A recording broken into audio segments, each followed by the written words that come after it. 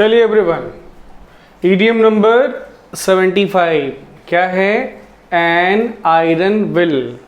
An iron will, WILL will. Will का मतलब होता है इच्छा, है ना? इच्छा, ख्वाहिश, तमन्ना, डिजायर।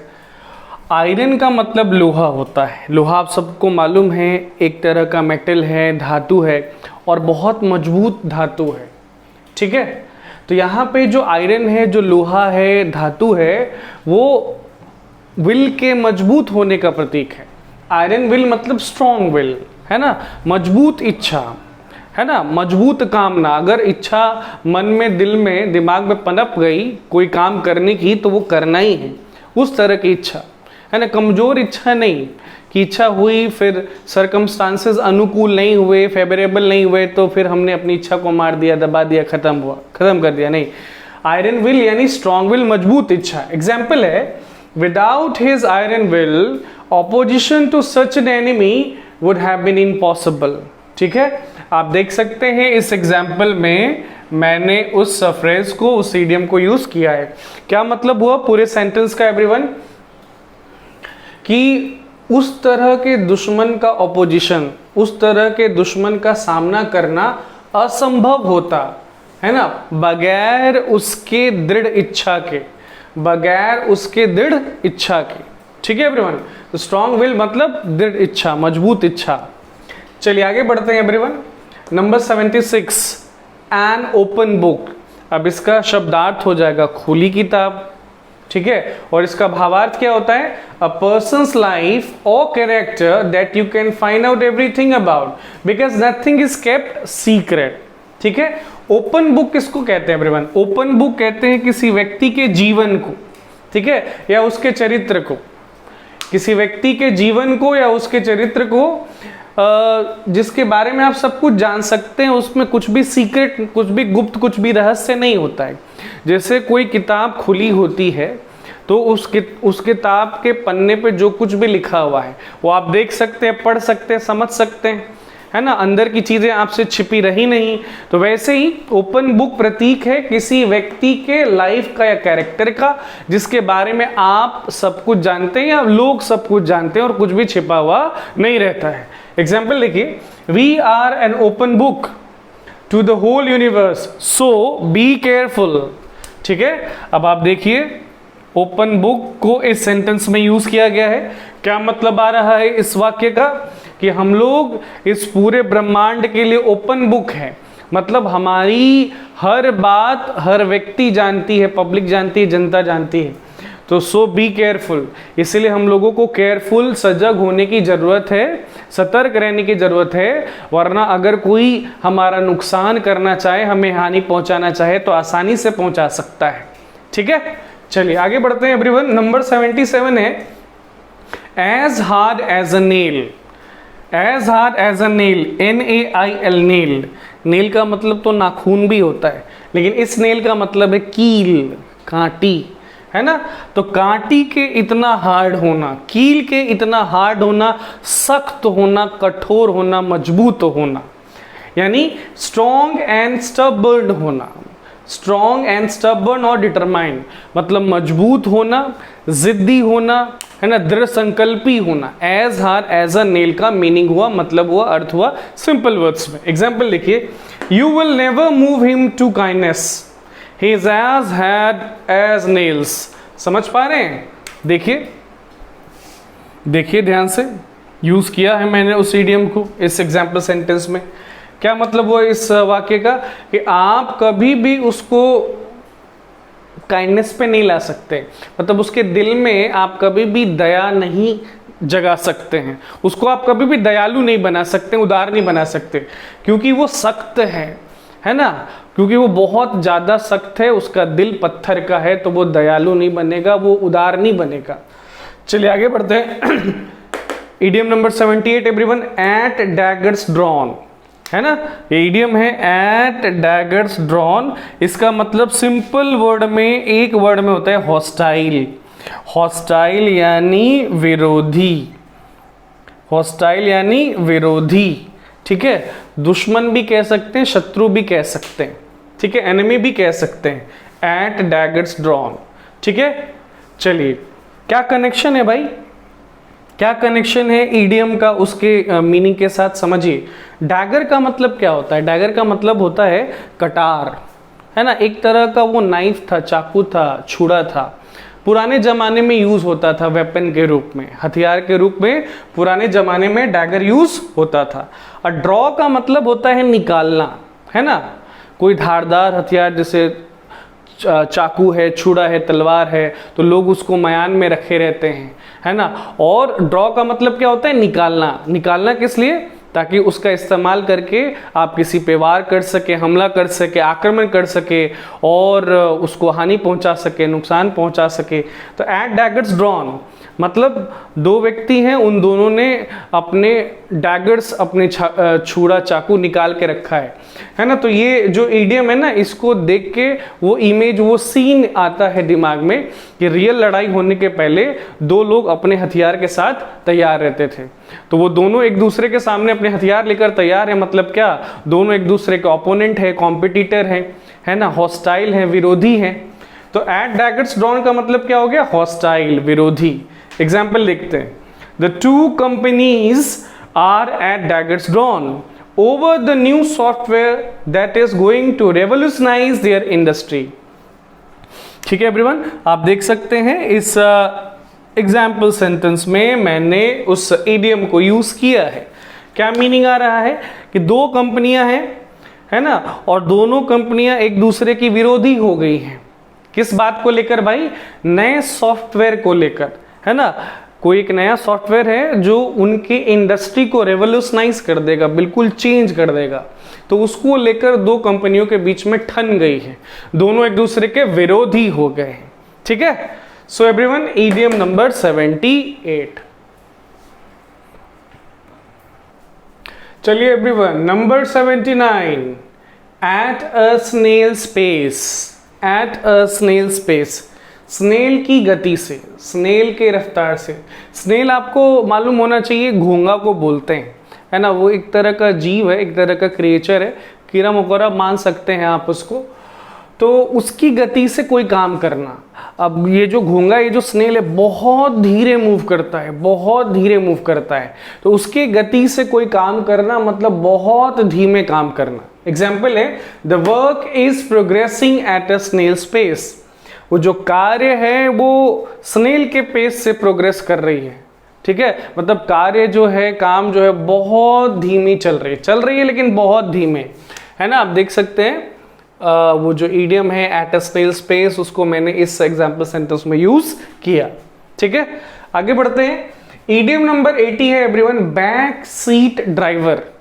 ड्राइवर मतलब चालक, है ना, गाड़ी चलाने वाला, है ना, मोटर व्हीकल चलाने वाला। और बैक सीट का मतलब क्या, पीछे के सीट पे बैठा हुआ ड्राइवर।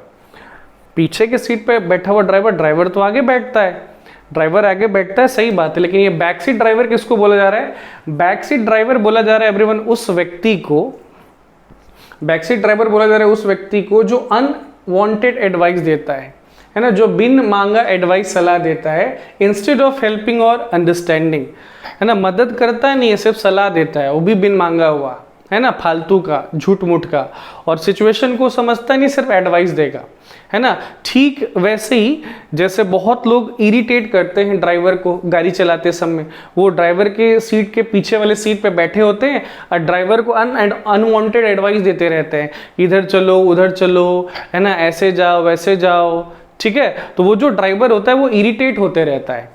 तो बैक सीट ड्राइवर मतलब ऐसा कोई व्यक्ति जो अनवांटेड एडवाइस देता है बजाय मदद करने के या सिचुएशन को समझने के। एग्जाम्पल देखिए, this is my assignment and I don't need any back seat driver on this one.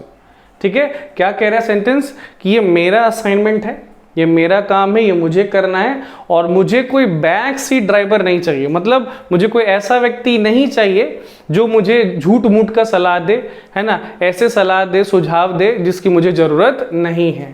ठीक है, तो आप देख सकते हैं इस एग्जाम्पल में यूज हुआ है वो इडियम बैक सीट ड्राइवर। ठीक है, बढ़ते हैं आगे। Number 81 everyone, ball is in your court. इसका शब्दार्थ क्या होगा? गेंद आपके पाले में है। भावार्थ क्या होगा? The person concern is to make the next move whether in any activity, game, incident और इवेंट। ठीक है, the ball is in your court.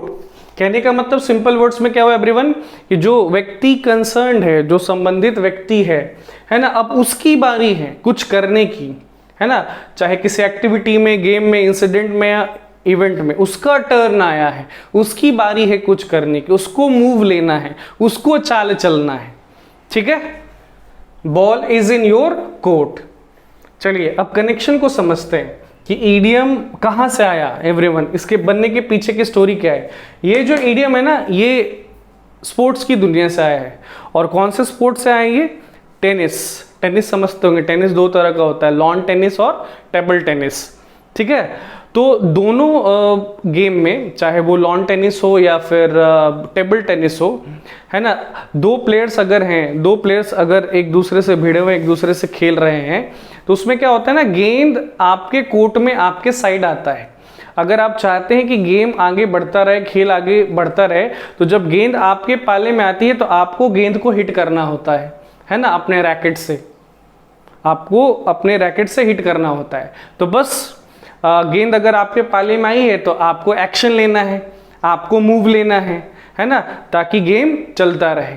तो बस उसी गेम से, उसी इंसिडेंट से वाला इडियम आ गया कि गेंद आपके पाले में है, मतलब कुछ करने की बारी अब आपकी है, एक्शन लेने की बारी अब आपकी है। Ball is in your court. Example, his family and friends have requested him to apologise to his boss to save his job.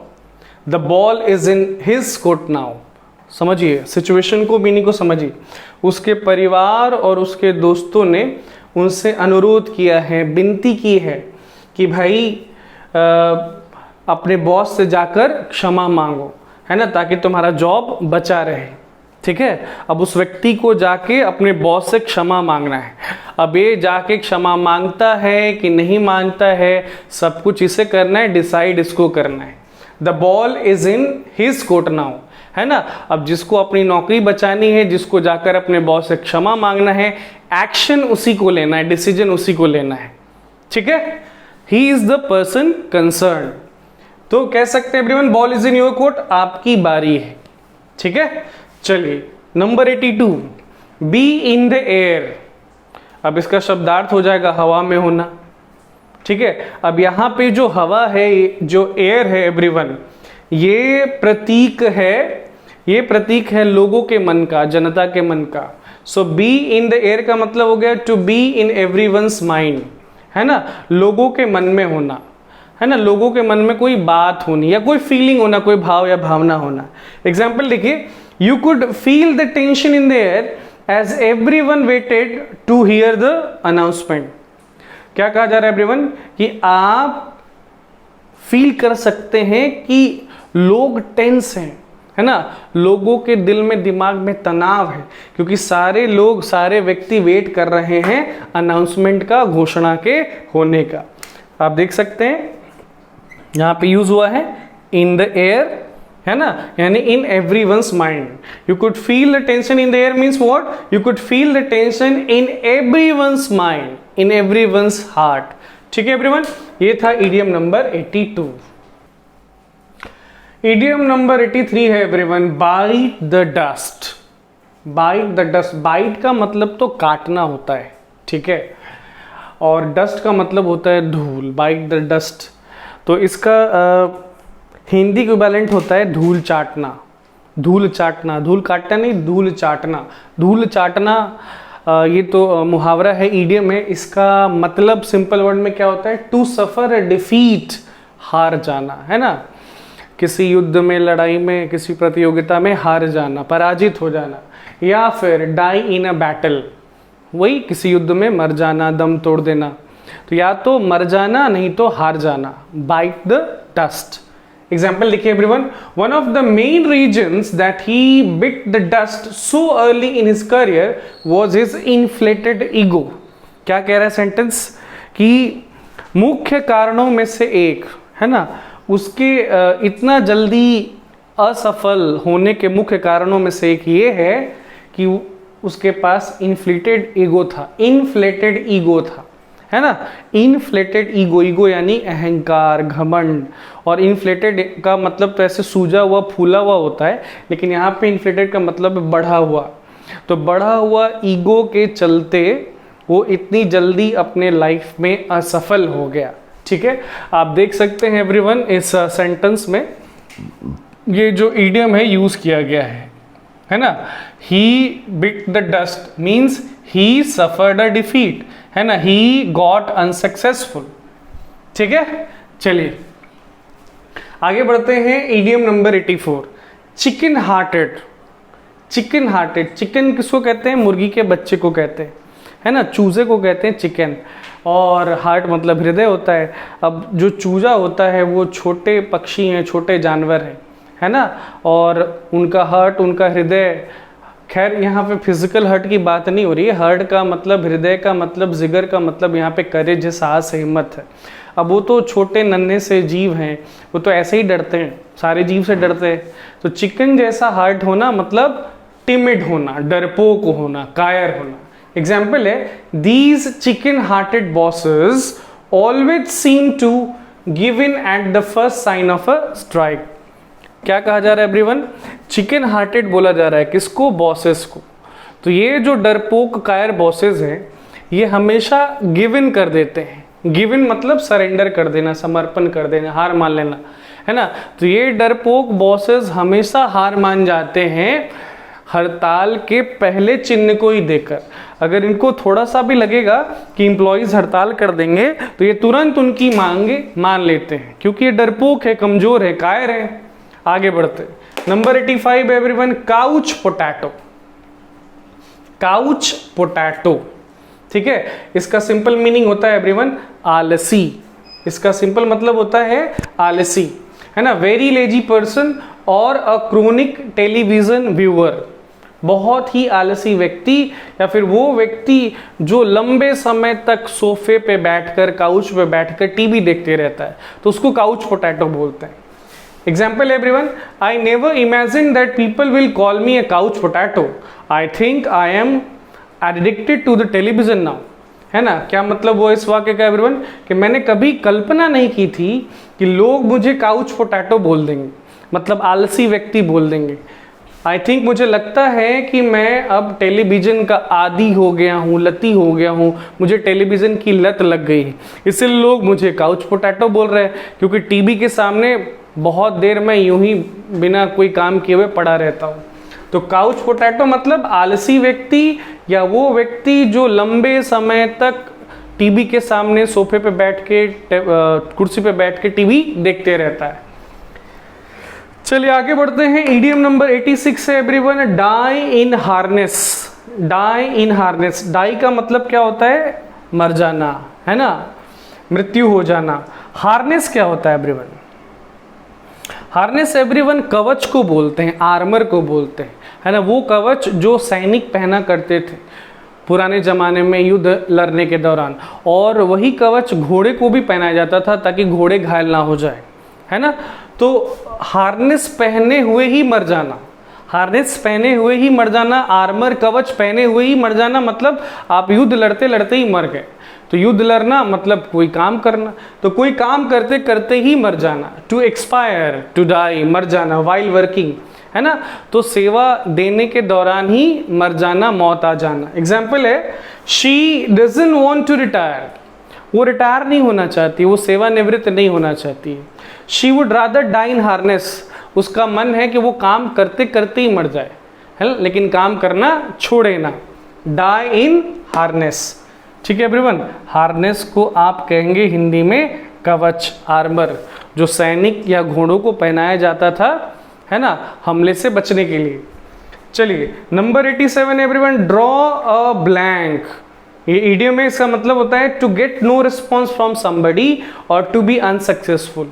किसी से कोई प्रतिक्रिया ना मिलना, किसी से कोई जवाब ना मिलना, फेवर ना मिलना, है ना, सपोर्ट ना मिलना, हेल्प ना मिलना, या फिर टू बी अनसक्सेसफुल, असफल हो जाना।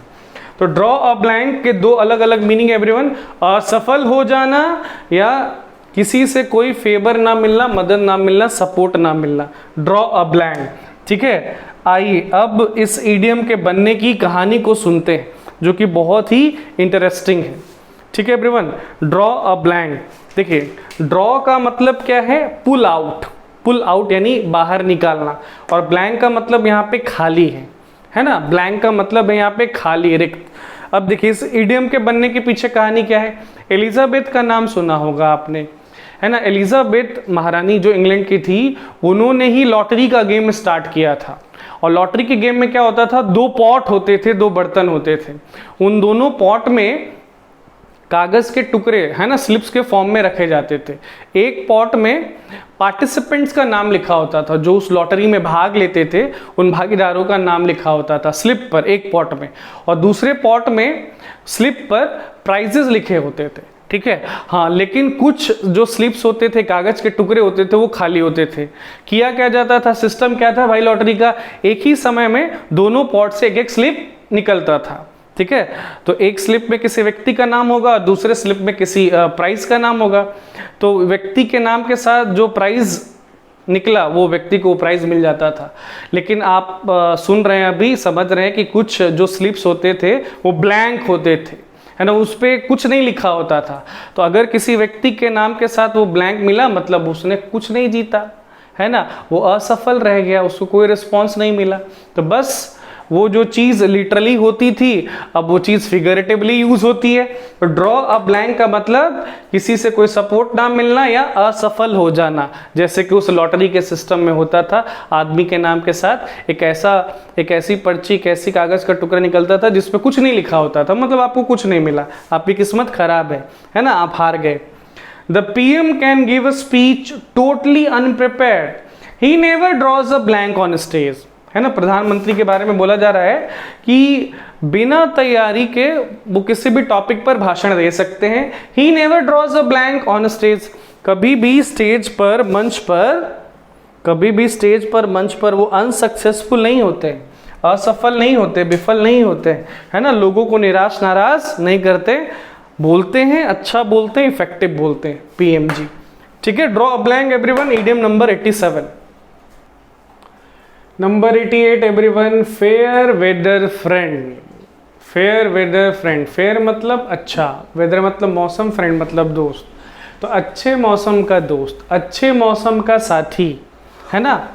तो मतलब वो दोस्त, वो मित्र जो आपके साथ तभी रहते हैं जब सिचुएशन फेवरेबल होता है, जब आपके पास सब कुछ होता है, पैसे होते हैं, नाम होता है, पावर होता है, सब होते हैं।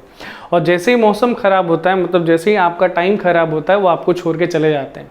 तो ऐसे दोस्त को एवरीवन फेयर वेदर फ्रेंड्स बोलते हैं, ईडियम के फॉर्म में। और सिंपल वर्ड में सेल्फिश पर्सन, है ना, स्वार्थी व्यक्ति, मतलबी व्यक्ति। ठीक है, एग्जाम्पल देखिए, I really had thought that she would help me with my problem, but she is a fair weather friend. मैंने सच में सोच रखा था कि वो मुझे समस्या से बाहर निकालेगी, मेरी मदद करेगी, लेकिन वो तो फेयर वेदर फ्रेंड निकली, है ना, वो तो स्वार्थी निकली। जैसे ही मेरा समय खराब हुआ, वो भी मुझे छोड़ के चली गई।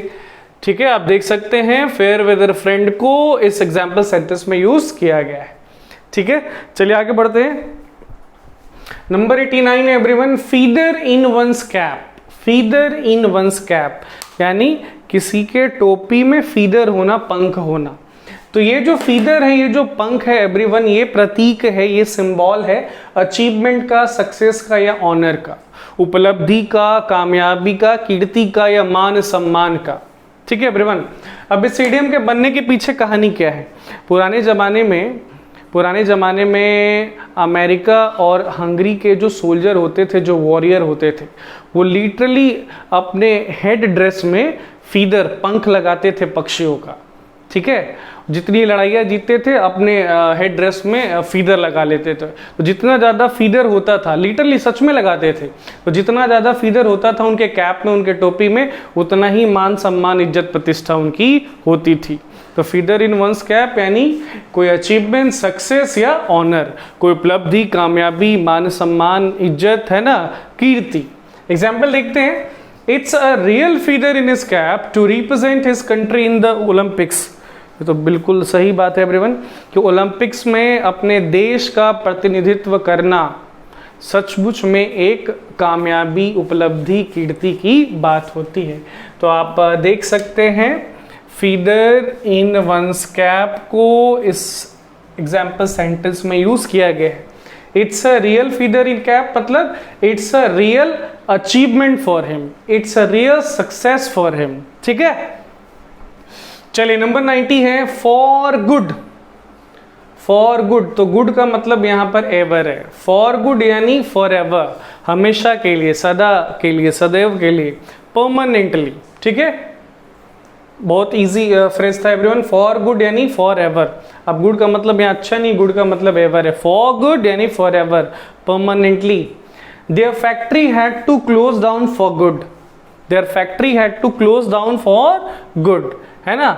तो उनकी फैक्ट्री को बंद होना पड़ा फॉर गुड, फॉर एवर, है ना, परमानेंटली। उनकी फैक्ट्री को बंद होना पड़ा हमेशा हमेशा के लिए, यानी फिर वो कभी खुली नहीं।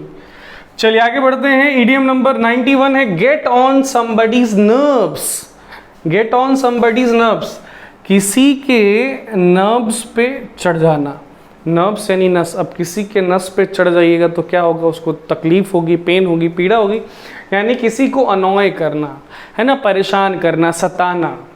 Example everyone, put your mobile phone in a silent mode, it's loud ringtone is getting on my nerves, है ना। अपने मोबाइल फोन को साइलेंट मोड में रखो, तुम्हारे फोन का ये जो लाउड तेज रिंगटोन है ये मुझे सता रहा है, परेशान कर रहा है, अनॉय कर रहा है। ठीक है एवरीवन, चलिए आगे बढ़ते जाते हैं। इडियम नंबर 92 है give a piece of one's mind. Give a piece of one's mind to somebody. अब इसका शब्दार्थ तो हो जाएगा अपने दिमाग का एक टुकड़ा किसी को देना। अपने दिमाग का एक टुकड़ा किसी को देना, ये शब्दार्थ है, लेकिन इसका भावार्थ क्या होता है, किसी को डांटना, फटकारना, लताड़ना।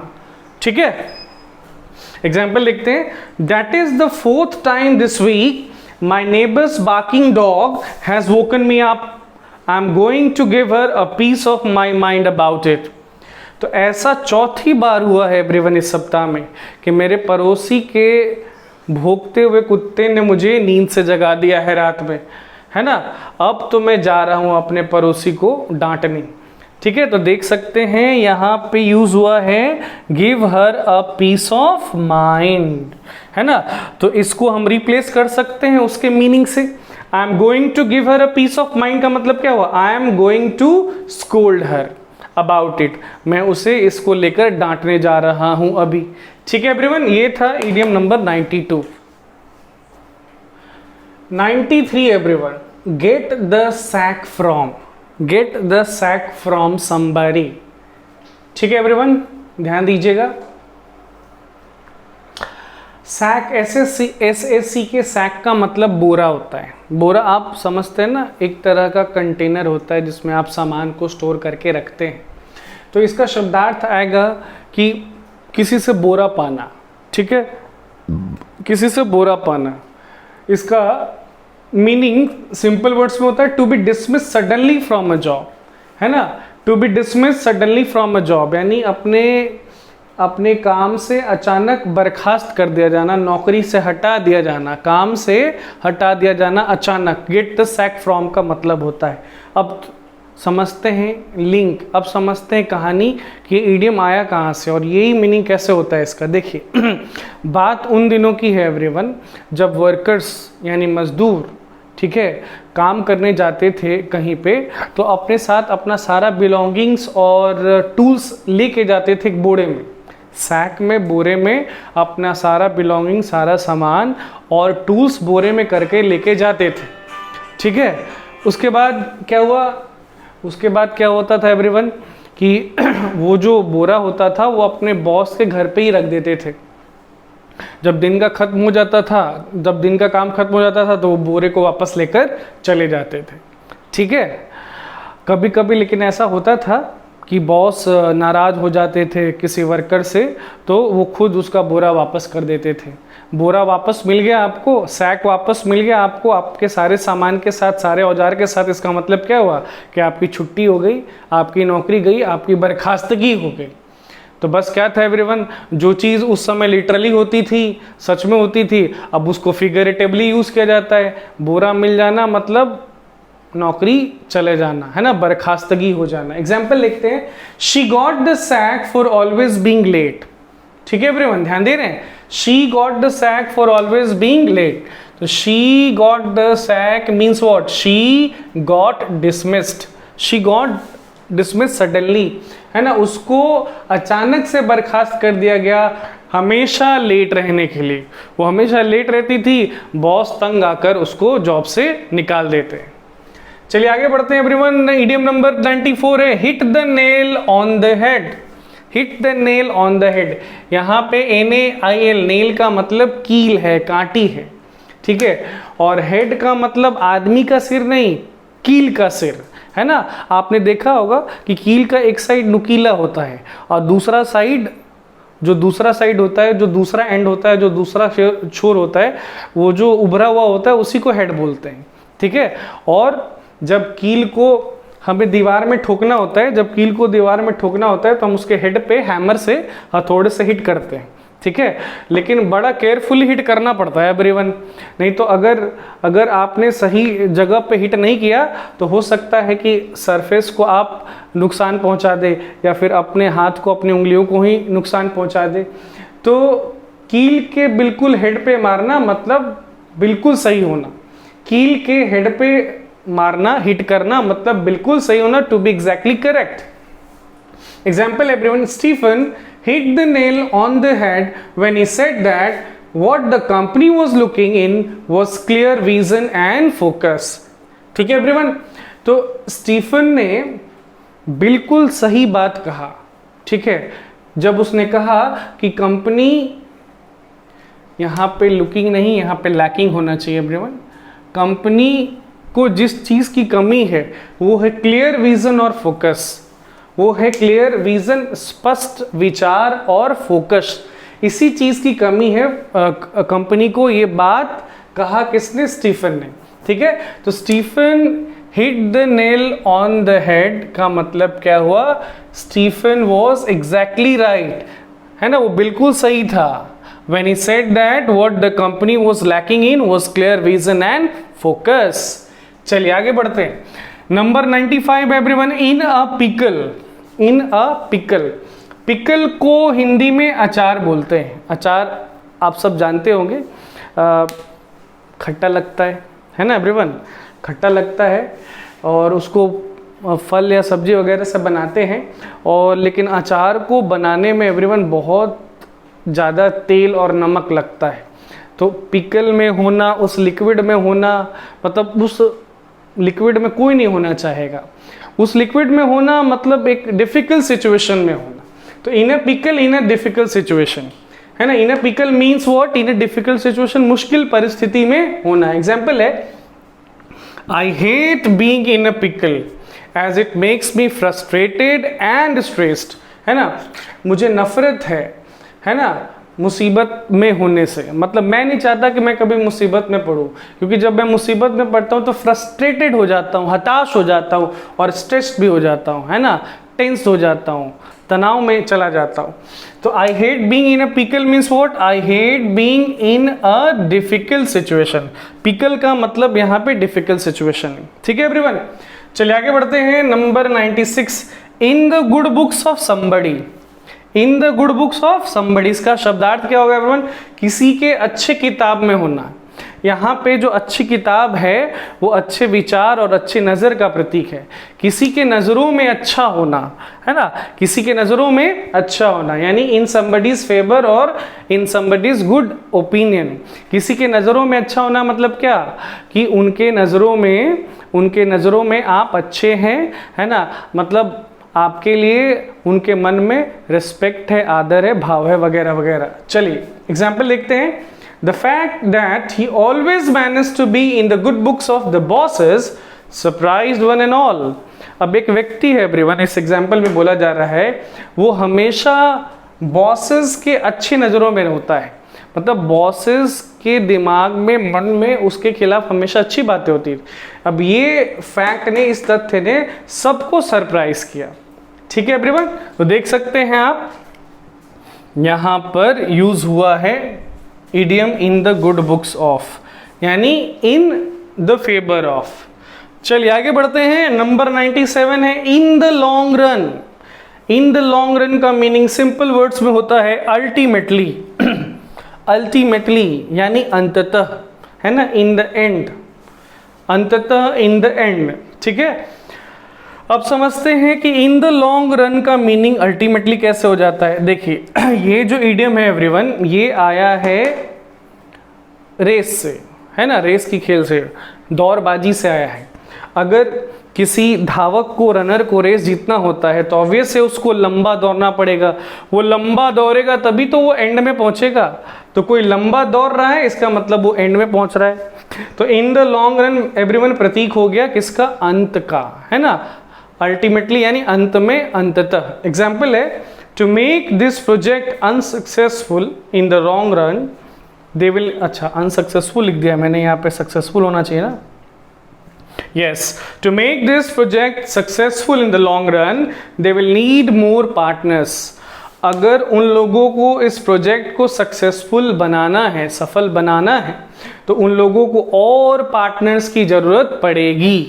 ठीक है, to make this project successful in the long run means what? Ultimately, अंततः वो अगर चाहते हैं कि ये प्रोजेक्ट सक्सेसफुल हो तो उन लोगों को और पार्टनर्स की, साझेदार की जरूरत पड़ेगी। चलिए आगे बढ़ते हैं एवरीवन। नंबर 98 है इन्स एंड आउट्स। देखिए इन से बना इन्स और आउट से बना आउट्स।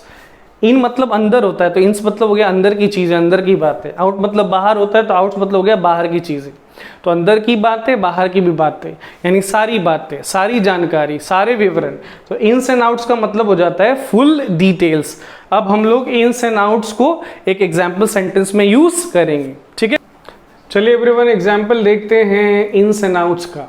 एग्जाम्पल है I am not surprised he made such stupid mistake, he doesn't know the ins and outs of the business. तो मुझे आश्चर्य नहीं हुआ कि उसने इस तरह की बेवकूफ़ों वाली गलती की, क्योंकि मुझे मालूम है कि उसको पता नहीं है इस बिजनेस का इन्स एंड आउट्स, उसको नहीं पता है ना, इस बिजनेस का, इस धंधे का, इस व्यापार का फुल डिटेल्स उसको नहीं मालूम है, तो उसको ये गलती करनी ही थी। ठीक है एवरीवन, चलिए आगे बढ़ते हैं। नंबर 99 है leave somebody in a lurch. किसी व्यक्ति को लर्च में छोड़ देना। LURCH, lurch. लर्च का मतलब होता है लुढ़कना। लर्च का मतलब होता है लुढ़कना। ठीक है एवरीवन, तो किसी व्यक्ति को ऐसे कर देना कि वो लुढ़क रहा है। अब किसी को आप फिजिकली लुढ़का रहे हैं ऊपर से नीचे, तो उसको आपने अच्छे सिचुएशन में तो नहीं छोड़ा है, उसको आपने डिफिकल्टी में डाल दिया, मुसीबत परेशानी में डाल दिया है। तो किसी को लुढ़कते छोड़ देना मतलब abandon somebody in a difficult situation. किसी व्यक्ति को मुसीबत में लाके छोड़ देना, है ना, उसको असहाय कर देना, उसकी मदद ना करना। एग्जाम्पल देखिए, Jane was angry enough to quit without giving notice leaving her boss in the lurch. Jane इतनी क्रोधित थी, इतने गुस्से में थी कि बिना नोटिस के ही उसने जॉब छोड़ दिया, है ना।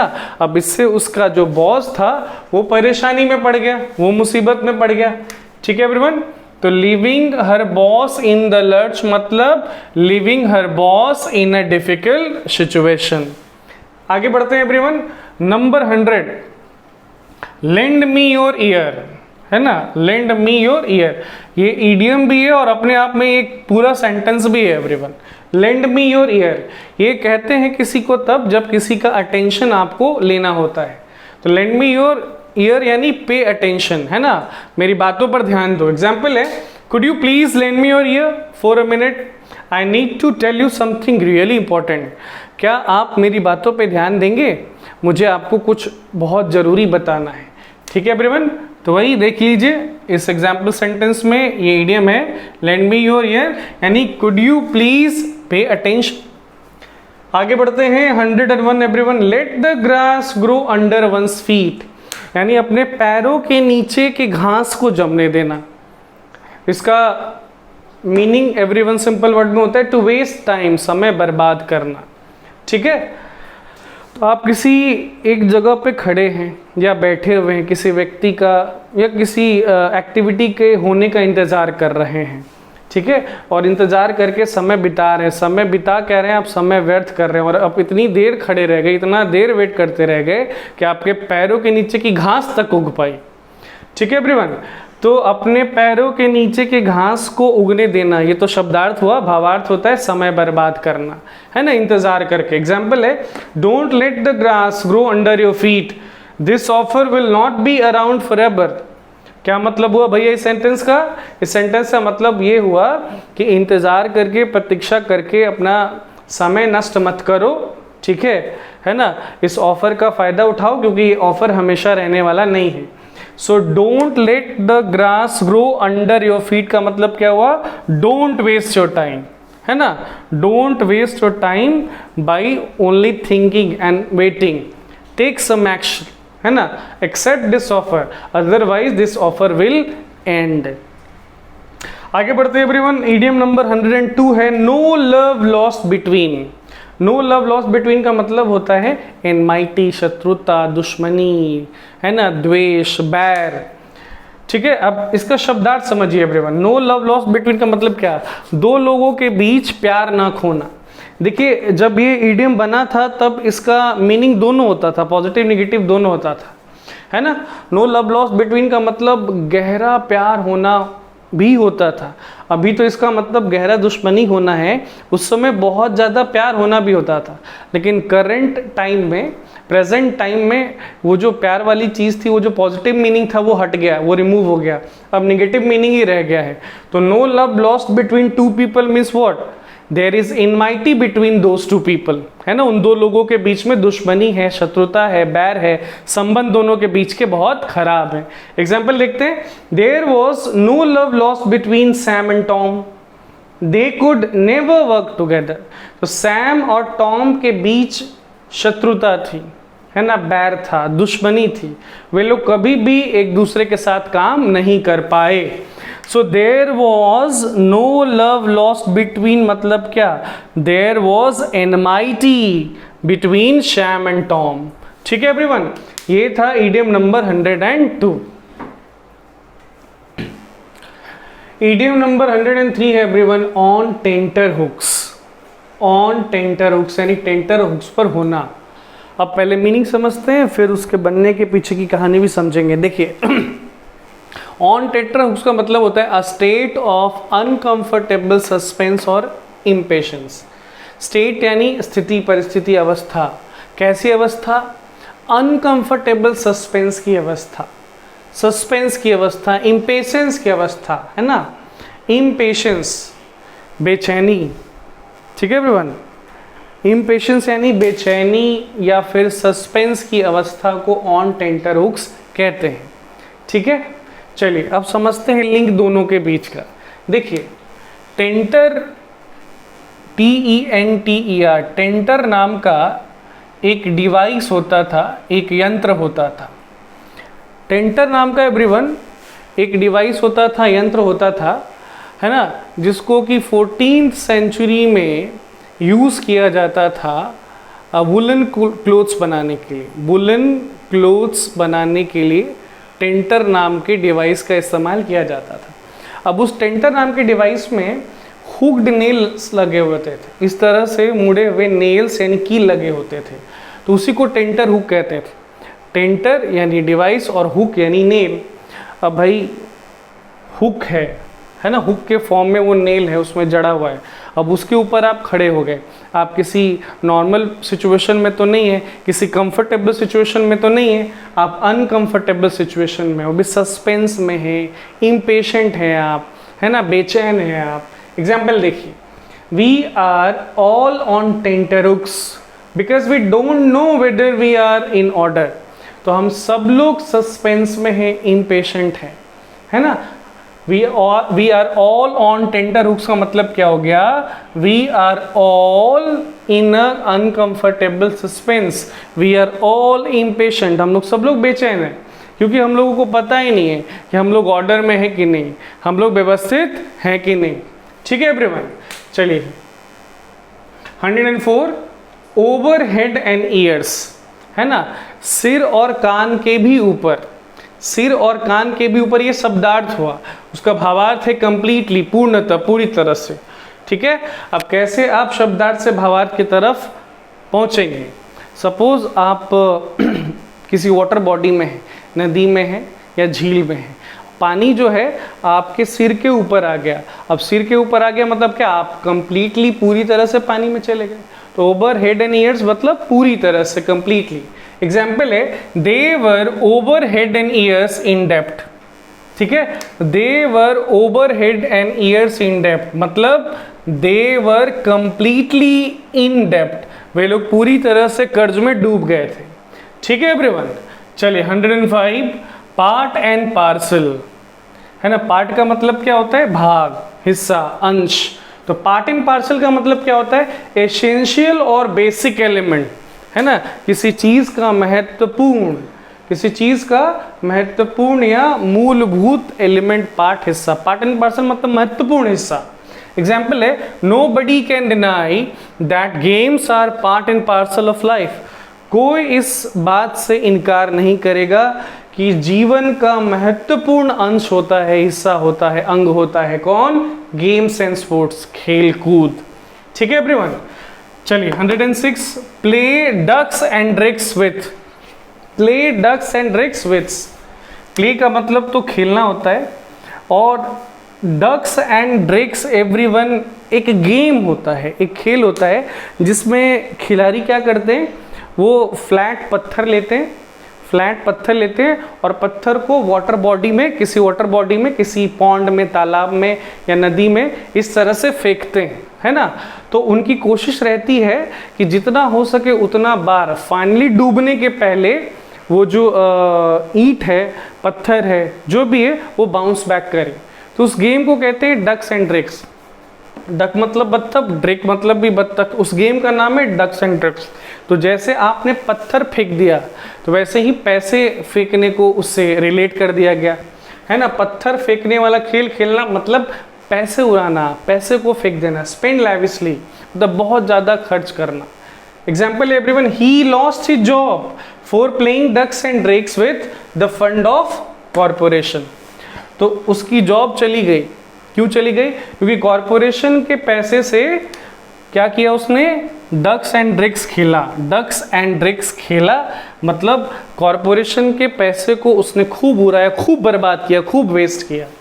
सो he lost his job for playing ducks and drakes means what, he lost his job for spending lavishly.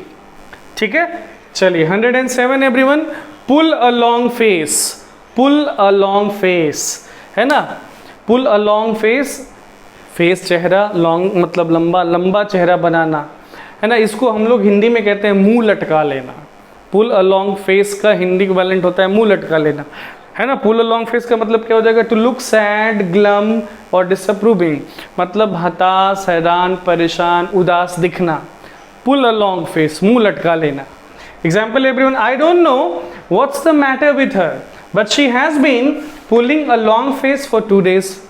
मुझे नहीं पता कि क्या हुआ है उसको, लेकिन 2 दिनों से अपना मुंह लटकाई हुई है वो, मतलब 2 दिनों से वो हैरान, परेशान, उदास दिख रही है ना। She has been pulling a long face, है ना। अब इसको रिप्लेस कर सकते हैं हम उसके मीनिंग से। She has been pulling a long face means what, she has been looking sad for 2 days। ठीक है एवरीवन, ये था इडियम नंबर 107।